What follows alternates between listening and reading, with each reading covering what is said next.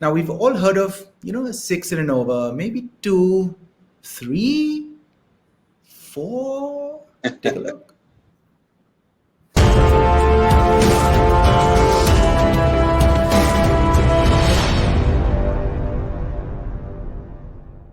Four on the trot, here we go. Last ball, does this disappear and make it 30 off?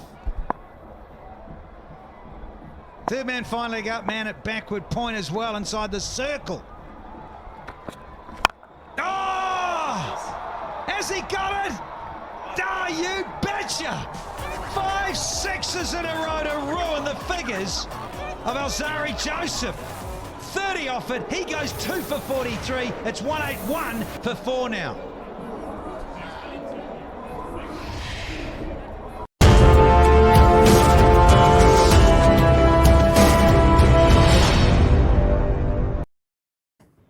Wow.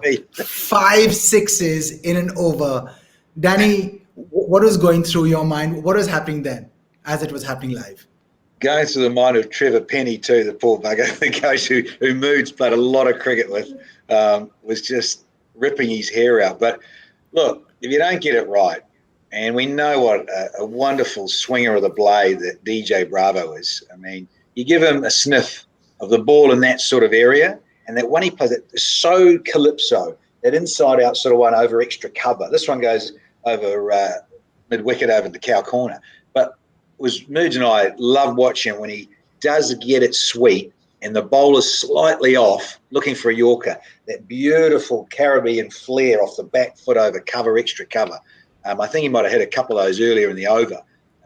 But, yeah, tough gig for young Joseph back then, and not a night for him to remember, the bowler, but certainly the DJ, entertaining everyone to the max. Indeed. Tom, Bravo has quite a unique technique, this his pivot, his swing of the bat, hitting that shot on the leg side. Is it tough for a bowler to kind of, in this case, you've been clonked around the park for a few. Is it just tough to get around getting a dot ball in that zone, given his flexibility? Well, I think Bravo has got a lot of experience as well. Alzarri Joseph in that particular matchup at that stage was very young and inexperienced, where Bravo's got a overwhelming amount of experience. So there's that intimidatory sort of aspect in that contest. And once you lose momentum in your over, which clearly he had done, it becomes very, very difficult for a bowler to get it absolutely right. It's all well and good us sitting in our armchairs at home and pointing the finger and saying, well, why isn't he bowling a Yorker? Why isn't he doing this? Why isn't he doing that? Well, being in the heat of the moment with that enormous pressure on you when you're a young, inexperienced bowler, it's one of the hardest things you can do is find that space where you feel calm, relaxed and focused on exactly what you need to execute. I always sort of say to bowlers in that situation, as long as you're very clear in your plans and you've got the fields that reflect what your plans are and you commit to what you're looking to bowl, if it slightly goes wrong, goes for 4 or 6, it doesn't matter. It's what happens prior to your ball release is the most critical thing. But I can assure you, Alzarri Joseph, prior to that last ball, or probably the ball before or the ball before that, was not thinking clearly. He was scrambled upstairs. He was seriously doubting himself, and hence the outcome was always going to be compromised. So it's a lesson learnt for him, as it has been for many, many bowlers over time, and it will be going forward, that you have to have that real clarity about what you're looking to do and how you're looking to do it. And that only comes with experience. Indeed. Danny, do you reckon, in T20 cricket, there's, as we've heard from all of you commentating over the years, that there's nowhere to hide, right?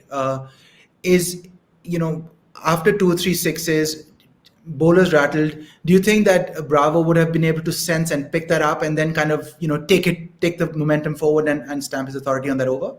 Oh, most definitely. And the other thing about it, we're here in St Kitts when I'm talking to you now. Moods is in London. Here, the start of the CPL, which starts tomorrow.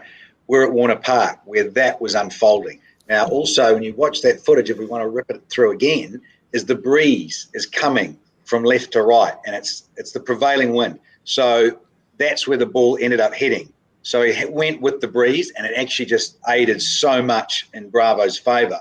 I mean, I was a bit naughty. As soon as you hit it, you just knew. But in commentary, I said, "Has it gone all the way? You better believe it, because it was always going." And that breeze is substantial. Sometimes it comes the other way, but predominantly there on the screen, left to right, comes over the scoreboard and blows quite nicely. And so that's against the young bowler as well. And as Moods was saying, that thing of momentum shift, when the batter's going like that and you're a young bowler, totally, and know it from first-hand experience, someone's just carving you up and they can just keep going. And it is difficult to stop if you're not right on the button. Indeed. Danny, Dwayne Bravo also has the most T20 wickets, in excess of 500.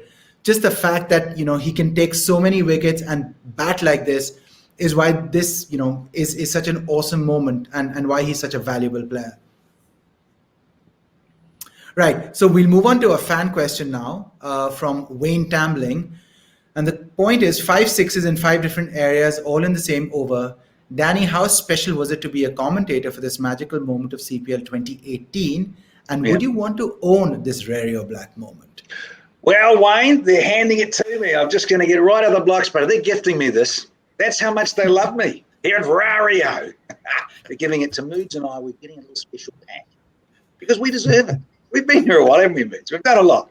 In all seriousness, yeah, a lot of fun. And that's, I think, why, we love this job in terms of really loving this gig, without a doubt. And as Moods and I have said over the whole of Rario recently in the last sort of week or so, the music, the culture that is the Caribbean is just so vibrant and so different.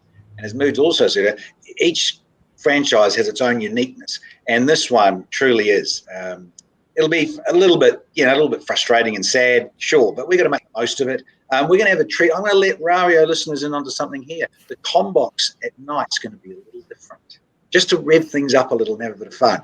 Because, of course, there's not really much crowd. And there's going to be a little bit, apparently, but we'll suck it and see what happens. No swimming pool for me to get into, Moods. I'm sorry, we can't get down with the fans and dive in there. All that big slide we had in 2015. We get zooming down the slide, and, yours truly, awful, got the rig out and was half naked. I'm sorry, fans. But had a lot of fun. And then dressing up in the past too, dressing up in those masquerade dances. But I love all that. And that's part of me and my personality and theatrics. People know that. If you don't like it, well, too bad. We're going to have fun anyway. Always. Tom, one final question. With Bravo moving to the St. Kitts and Nevis Patriots this season, joining Gale, serious title contenders for this season's title? Yeah, look, I think they are. Again, TKR are going to be hard to push over because they've got such great experience and are very well led by Pollard. Amazon Warriors have always been there and thereabouts, but just haven't got over the final hurdle in finals.